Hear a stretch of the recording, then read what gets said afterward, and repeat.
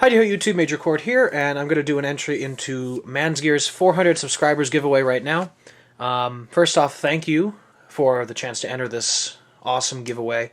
And secondly, congratulations for reaching 400 subs. That's pretty awesome. And it's cool to be able to support a guy that's pretty local to me, so go Buffalo. Yeah.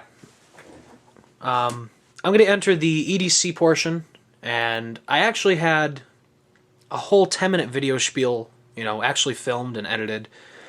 And then I decided that it really wasn't something I wanted to post because it's essentially repeating everything that I've said in every other one of my EDC videos.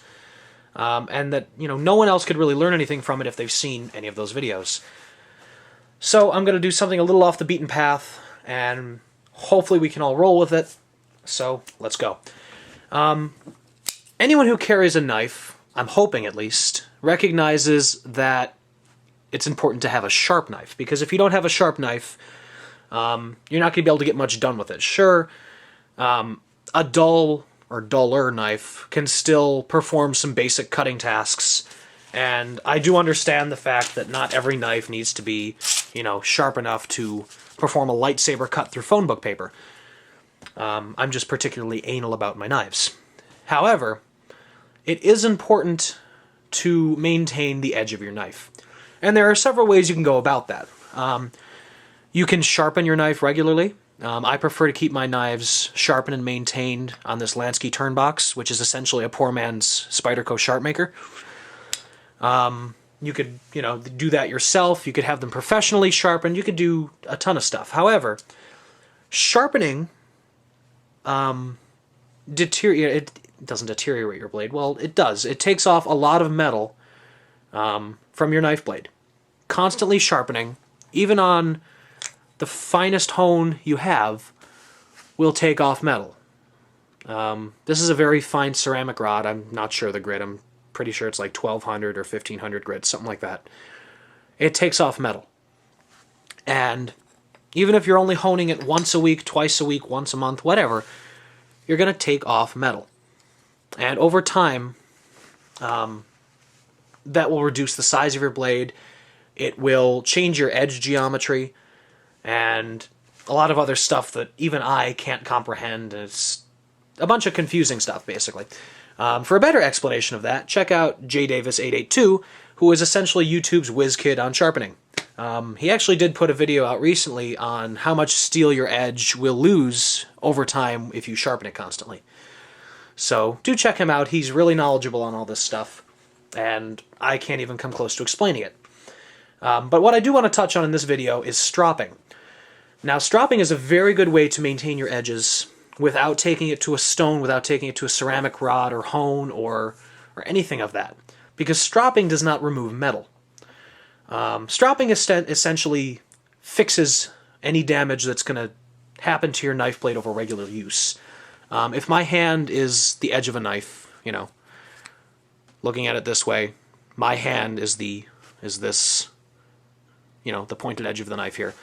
And just say cutting cardboard or whatever, normal use, a little roll in the edge occurs. Not enough to require resharpening, but some people might put it on a stone or whatever just to work that out. But a little roll in the blade occurs. I could resharpen it, and I would fix it, but it would also take off metal. By stropping the blade, I could fix this, essentially bend it back, and put my sharp edge back on it without taking off any metal. And this is what I prefer to do on a regular basis to keep my knives razor sharp. And I probably do this in a bit of an unconventional way because I don't actually own a leather strop. I probably will invest in one eventually, but I'm just a cheap bastard and I don't actually own one right now. So, how do I do this? Well, I learned, maybe 6-7 months ago, that newspaper actually makes a very good knife strop.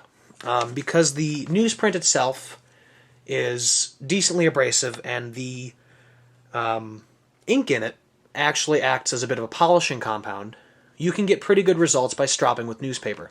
Now, it's not going to be coarse enough to actually take off a large burr after sharpening.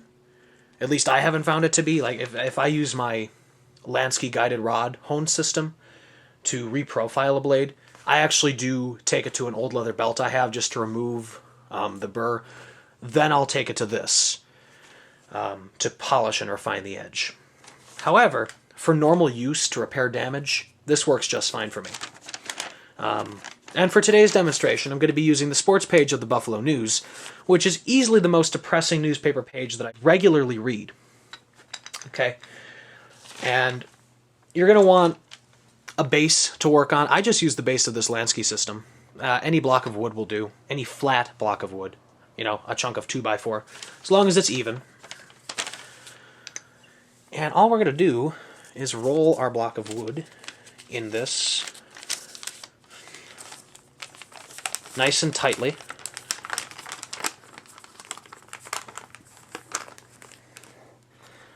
Okay. We are good to go. Straighten out my mat. And the same stropping technique that you would use on a leather strop applies here. You're not going to be cutting into the strop like you would be if you were sharpening on a whetstone. You're going to be moving away. And keep in mind I'm reaching around a tripod, so it can be very awkward, but I will do my best to demonstrate this to you. Again, if you want to be shown the proper way to do something, check out Jay Davis. But you're essentially going to be moving with the blade, approximating the angle of your edge. If you're not sure how to find that, just lay the blade on there and it'll kind of stop once you find your apex here. Like you'll be able to feel it. At least you should be able to feel it. But using basically no more pressure than the weight of the knife, just run it along the strop here. If it had a significant recurve or if it was a lot of belly on the knife, you'd want to be rotating the knife with it. However, this Endura really doesn't have that, so I really don't bother. I just go a slight curve, tip to heel. I'm not really bothering to count right now because this knife is razor sharp as is.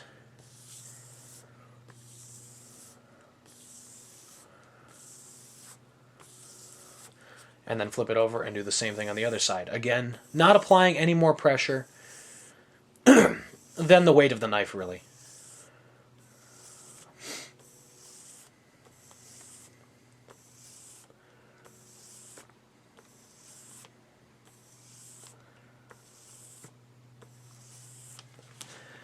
Okay.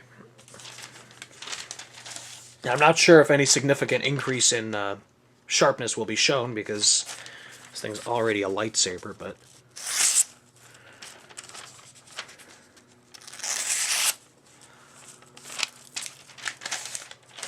we still have a very, very sharp knife.